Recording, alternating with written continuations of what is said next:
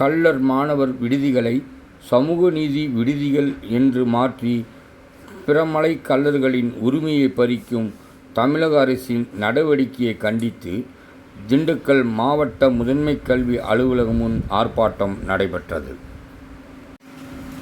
இந்த ஆர்ப்பாட்டத்தில் சமூக நீதி விடுதி என்று பெயர் மாற்றி வரும் தமிழக அரசை கண்டித்து ஆர்ப்பாட்டத்தின் ஒருங்கிணைப்பாளர் தியாகராஜன் தலைமையில் கண்டன கோஷங்கள் எழுப்பப்பட்டன.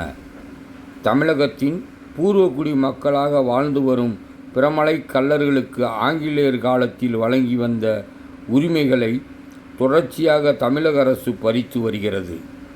கள்ளர் சீரமைப்பு துறையின் கீழ் உள்ள கள்ளர் பள்ளி மாணவர் விடுதிகளை சமூக நீதி விடுதி என்று மாற்றி கலாச்சாரங்களை அழிக்க முயலும் தமிழக அரசை கண்டித்து கல்வித்துறையுடன் இணைக்கும் அரசாணை எண் 40 மற்றும் 10 உடனடியாக தமிழக அரசு நீக்க வேண்டும் என பிறமலை கள்ளர்களுக்கு உரிய உரிமைகளை வழங்க வேண்டும் என்று திண்டுக்கல் பழனி சாலையில் உள்ள முதன்மை கல்வி அலுவலகம் முன்பு பிறமலை கள்ளர்கள் கூட்டமைப்பு சார்பாக கண்டன ஆர்ப்பாட்டம் நடைபெற்றது.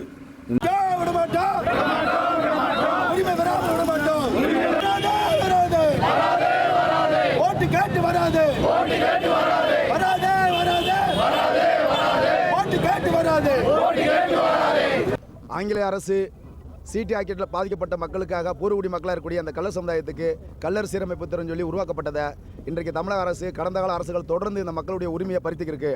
2022 அரசாணை 40 போட்டு கள்ளர் சீரமைப்பு துறையில் இருக்கக்கூடிய பள்ளிக்கல்வித்துறை இணைக்கிறதுக்கான விஷயத்தை பண்ணுச்சு. தொடர்ந்து நாங்கள் ஆர்ப்பாட்டம் பண்ணால் அந்த நேரத்தில் தொடர்ந்து நாங்கள் பண்ண மாட்டோம் சொன்னாங்க. ஆனால் இப்போ கள்ளர் பள்ளியை குறிப்பாக கள்ளர் மாணவர் விடுதியை வந்து சமூக நீதி விடுதி என்ற பேரில் ஒட்டுமொத்தமாக பூர்வகுடி மக்களாக இருக்கக்கூடிய இந்த கள்ளர் சமுதாயம் குறிப்பாக பிறமலை கள்ளர் சமுதாயத்துடைய கள்ளர் பள்ளிகளை முழுமை எடுப்பது இவருடைய வாழ்வியல் பண்பாடு கலாச்சாரங்கள் வேலைவாய்ப்பு அத்தனை பறிப்பதற்கான சமமாகும்.